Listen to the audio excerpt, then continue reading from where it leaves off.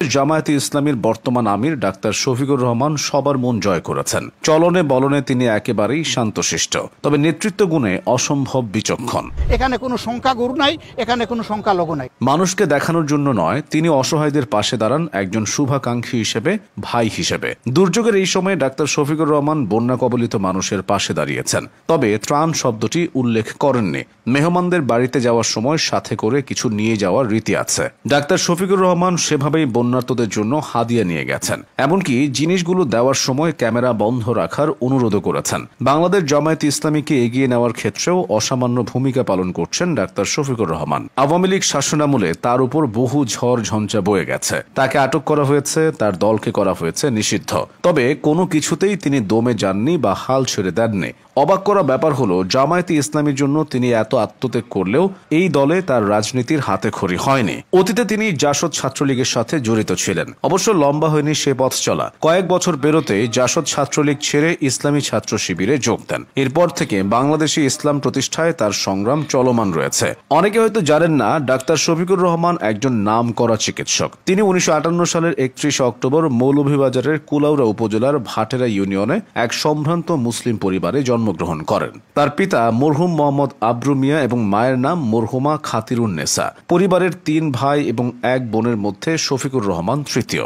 শিক্ষা জীবনে তিনি 1974 সালে স্থানীয় বরমচাল উচ্চ বিদ্যালয় থেকে এসএসসি এবং 1976 সালে সিলেট এমসি কলেজ থেকে কৃতিত্বের সাথে এইচএসসি পরীক্ষায় উত্তীর্ণ হন। এরপর 1983 সালে সিলেট মেডিকেল কলেজ, বর্তমানে এমএজি ওসমানী মেডিকেল কলেজ থেকে এমবিবিএস ডিগ্রি অর্জন করেন। পরবর্তীতে চিকিৎসা সেবার পাশাপাশি রাজনীতিতে যোগ দেন। ছাত্র জীবনে তিনি সিলেট মেডিকেল কলেজ ইসলামী ছাত্র শিবির শাখার সভাপতি এবং সিলেট শহর শাখার সভাপতির দায়িত্ব পালন করেছেন। এরপর 1984 সালে জামায়াতে ইসলামীতে যোগদানের মাধ্যমে তিনি বৃহত্তর রাজনীতিতে পদার্পণ করেন। পরে একে একে সিলেট শহর, জেলা ও মহানগরীর আমির হিসেবে দায়িত্ব পালন করেন। ডাক্তার শফিকুর রহমানকে 2016 সালে জামায়াতের সাধারণ সম্পাদক পদে অধিষ্ঠিত করা হয়।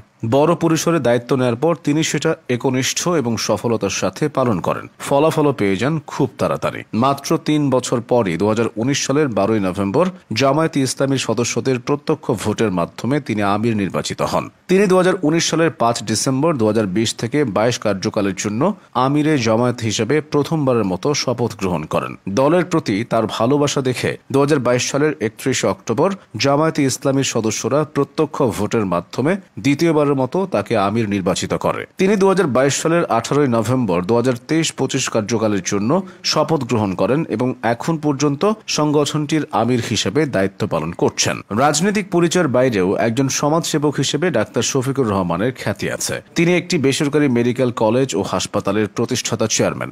নিজ উদ্যোগে প্রতিষ্ঠা করেছেন একাধিক এতিমখানা, একাধিক দাতব্য হাসপাতাল এবং কয়েকটি মসজিদ।